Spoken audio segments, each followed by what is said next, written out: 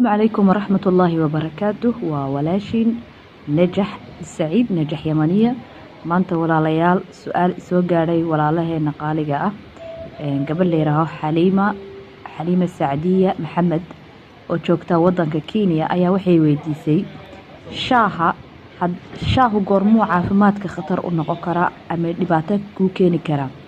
marka walaalayaal waxaan doonayaa inaan sheego horta marka ugu horeysa shaahu dhibaatooyinka uu bani aadamka caafimaadkiisa u keeni kara way ka yartahay koofiga laakiin marmar waxaa jirta shaahu inuu isaga caafimaadka dib u keeno waxaa kamid ah number 1 hadaa maalintii cabtid 3 koob oo shaah wax ka badan waxaa laga yaabaa inaa caloosha dib kaaga timaado oo nabar ku yeelatid qurxa macidiya inay kugu dhacdo tan labaad hadaa shaaha xoog u karkarisid ilaa intuu kalarkiisu noqonayo madow ama dark brown bunni aad u guduudan waxaa laga yaabaa inuu muruqa qalbiga inuu daciif ka dhigo talabaad macal caloosha wuxuu keenayaa inaa musqusha inta gashid wax yar noqodayso yani caloosha ku istaagaysa cuntada marka cuntid xiidmaha caloosha ayaa daciif noqodaya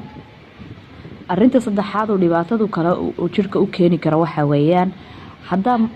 shaaha cabtid marka saa cuntada u cuntid yani hadaa qadaysay على طول markiiba hadana waxa ka daba gelaysaa qadadii shaah taas dib bay leedahay mashiinka caloosha khalkhalaya marka waxa fiican walaalayaal cuntada marka cuntid saacad ka bacdi ina shaaha cabtid soo already calooshii iyo jirkii oo cuntada faa'iidadeeda oo dhan si fiican u qaatay marka shaaha waa cabi kartaa laakiin hadaa iska daba geysid inuu khalkhaliyo xidmaha caloosha iyo waxa kale oo sii dheer cuntada cunaysid fiitamiinaadka ku jirto dhan waxa nuugaya shaaha marka jirkaaga waxa kama faa'iideeyo arinta afraad oo keeni kara dhibaato shaaha yani hadaa xoog u cabtid waxa weeyaan hadaa cabtid shaaha adigoo calooshaadu maran tahay shaaha hadaa cabtid adigoo calooshaadu maran tahay oo cunta ku jirin waxa jirta Ilaahay ku abuuray caloosheena markuu qofku cuntada cuno cusaarad ama qoyaan yar ee caloosha sii deedaysa si cuntada u raqato qoyaankaas ayaa dib ku imadaya yani qoyaankaas dib ku imadaya hadhow cuntadu si fiican uma raqmayso markay cuntadu si fiican u raqmimeeyadana calool istaag baa meesha imadaya marka walaalayaal saayidii sheegay shaahu waa aamin waa safe in la qaato laakiin xuduud waa in la isku yeelaa